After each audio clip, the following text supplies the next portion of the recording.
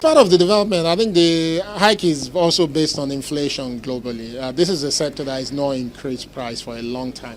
In fact, what government has been doing is managing the situation. The companies have been crying out for a long time that they're struggling. The cost of diesel, you can imagine how much they bought diesel last year and how much it's going for this year. And this is not a problem that is unique to Nigeria.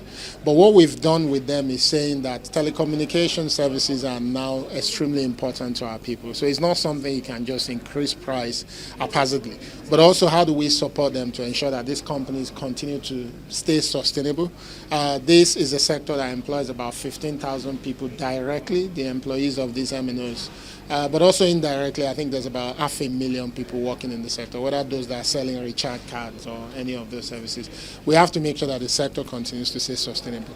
But at the same time, we don't want to inflict pain on Nigerians. So they were claiming for 100% increase in tariff. I think, as you can see from what NCC released yesterday, we had a lot of back and forth. They've been talking about since even before we were appointed. The first time I met them almost 16, 17 months ago, it was the same thing they were talking about. But now I think we've settled at about 50% to ensure that they can find ways to stay sustainable, but also the price hike is not significant to the point where it becomes painful for our people.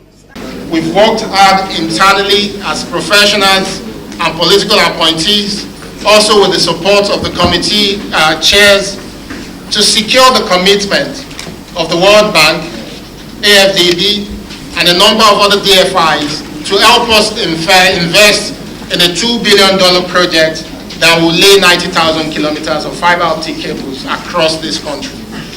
And our hope is that this will not just provide opportunities for existing MNOs. This will help us create new small businesses that will be responsible for laying 90,000 kilometers of fiber network.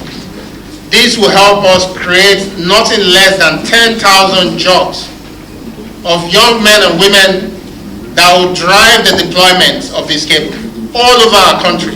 The 90,000 kilometers cable will be everywhere in the country. This is the plan that has been made by the broadband plan